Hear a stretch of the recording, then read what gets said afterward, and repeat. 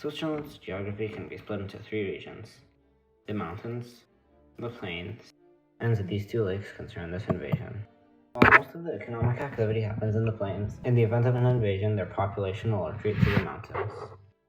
Switzerland has all of these military bases. During the event of an invasion, all of these bases will be capable of launching land and air forces, as well as a plethora of smaller, undetectable bases. However, only these ones concern us.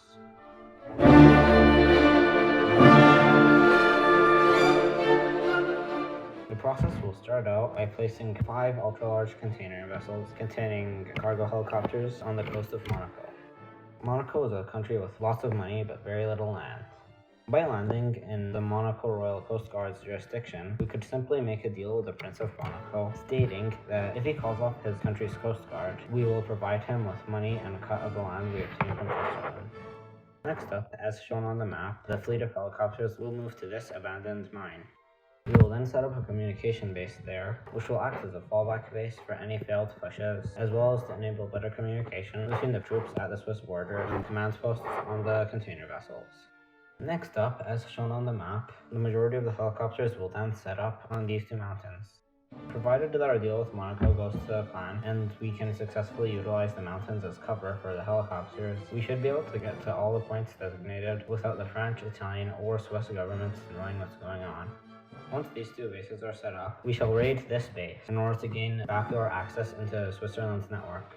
There should be few civilians in that area. The area is still fairly mountainous, and seeing as the majority of Switzerland's military is in their reserve forces rather than their active forces, troops should be light out on the ground on this base. Utilizing techniques such as cutting out the power, a localized EMP, adopting stealth tactics, as well as disguises, should enable us to take over this entire base without the rest of the country being aware. Next, we utilize the backdoor access into the network to tell the rest of the country that a paramilitary force has been spotted between Liechtenstein and Austria, which should send the country into lockdown. Seeing as most of the Swiss army is in the reserve, it should take them 72 hours or 3 days to utilize their forces, and even more time to sweep the area between the lake and both mountain ranges. So this amount of time should give us at least a 2-day window to invade the routes on screen. By the time the people at these military bases notify the northern portion of the country about what's going on, it will be too late and we would have already captured these portions of the country. Next up, by surrounding all the major bunkers in this area, we could then get into contact with the northern portion of the country. The people in the large bunkers in the southern portion of the country will be surrounded. The people in the smaller bunkers in this region of the country will be outnumbered. By threatening the execution of all the Swiss people we have in the southern portion of the country, the North will have no choice but to surrender, seeing as the country is neutral and has no allies to call upon, has nowhere to send its population, and are not capable of fighting back on account that over 1 million people are being held hostage in the south. Once this state has been achieved, the Swiss government will have no choice but to give in to our demands, which shall include transfer of those in political power to those in the paramilitary force.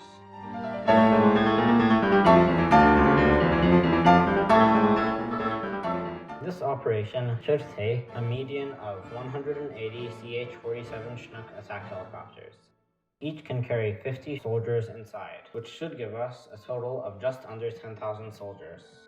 10 helicopters are going to set up at the communications base in the south, in between the cargo vessels and the two bases at the front. 60 helicopters will be set up at the base on the west, near the Swiss border, and 100 helicopters will be set up on the base on the east of the Swiss border, as well as 10 helicopters being in transit, transporting supplies. The process will also require 5 ultra-large container vessels, which, without any containers, can carry 36 helicopters per ship, which should ensure that within only 5 ships, we should have enough manpower and hardware to successfully annex the country. The reason specifically for this model of freight ship, as well as this model of helicopter, would be because these days, a decent amount of them are being retired, therefore they should be easy to come by without causing too much international suspicion.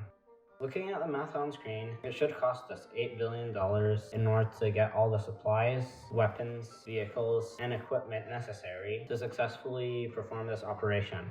The $8 billion calculated, as well as an additional $4 billion in potential property damage, will result in $12 billion worth of budget. Out of the Swiss government's $700 billion a year GDP, the Swiss government has a $60 billion a year annual budget. So if we increase taxes by 5%, we should be able to pay off any bonds that paid for this equipment within 4 years.